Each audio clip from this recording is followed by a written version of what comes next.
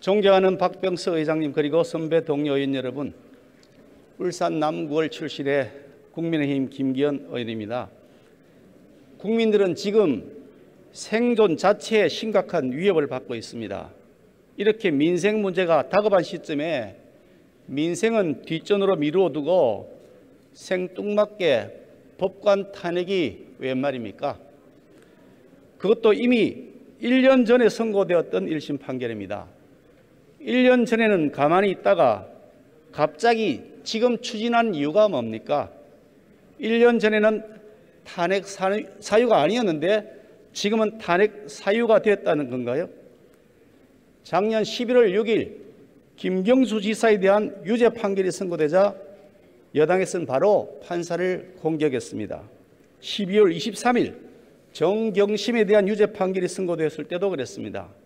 12월 24일 윤석열 총장에 대한 징계 처분이 법원에서 집행정지당하자 여당은 판사를 대놓고 정면 공격했습니다. 그래도 양심을 지키려는 판사가 지난 1월 28일 최강욱 의원에 대한 유죄 판결을 선고하자 갑자기 법관 탄핵을 들고 나왔다고 봅니다. 앞으로 남아있는 재판 문제도 있습니다. 울산시장 선거 공작 사건, 월성원전 폐쇄 불법 조작, 김학의 불법 출국 금지, 조국 전 장관 비리에 대한 재판에 강한 영향을 주고 싶은 마음 없다고 부인하기 어려울 겁니다. 본 의원은 임성근 판사의 행동이 옳지 않았다고 봅니다. 그러나 그렇다고 해서 헌법을 위반하면서까지 탄핵을 해야 한다는 주장에는 동의할 수가 없습니다. 임 판사에 대한 처벌 문제는 재판 진행에 맡겨두면 될 일입니다. 1심 무죄 판결의 이유는 임 판사가 당시 행위가 그 직책의 직무 권한에 속하는 것이 아니라는 겁니다. 헌법 65조 1항에 의하면 단순히 헌법이나 법률을 위반한 것만으로는 탄핵 사유가 되지 않고 직무 집행에 있어서 위반해야 탄핵 사유가 된다고 하는 것입니다. 예컨대 법관이 지위를 이용하여 타인에게 사업상 편의를 청탁했다고 해서 형사처분이나 징계 사유가 될지언정 탄핵 사유가 되지는 않는 것이라는 겁니다. 1심 판결은 임 판사의 행위가 직무 권한에 속하지 않고 자신의 지위 또는 개인적 친분 관계를 이용한 행위였다고 판시하고 있습니다.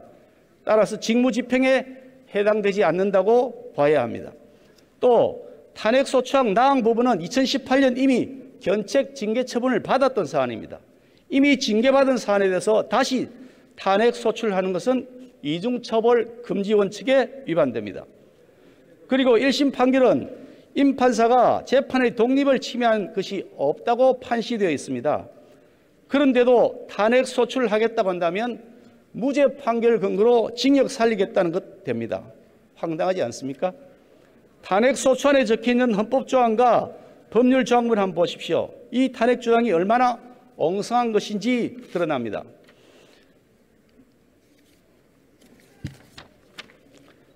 헌법 1조 국민주권주의, 헌법 7조 직업공무원제도, 헌법 12조 강제수사에 있어서의 적법 절차 원칙, 헌법 제101조 사법부의 구성과 조직, 헌법 103조 법관의 독립, 이 조항들이 이 사안과 무슨 관계가 있습니까?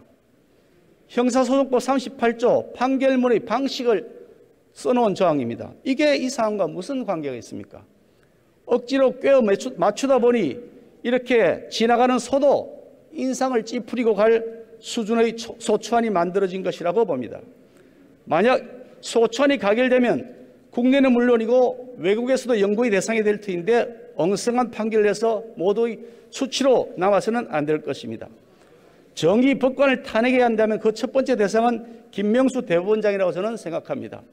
임성근 판사가 사표를 냈는데도 내지 않았다고 거짓말한 것이 들통났습니다. 심지어 김 대법원장은 정치적 상황도 고려해야 한다. 사표를 수리하면 국회에서 탄핵을 논의할 수 없게 된다는 비난을 받을 수 있다고 말했다고 합니다.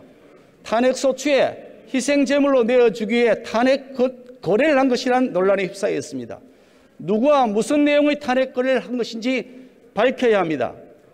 존경하는 선배 동료인 여러분, 21대 국회가 대한민국 국회 역사에 오명을 남기지 않도록 현명한 판단을 해주시기를 바랍니다. 감사합니다.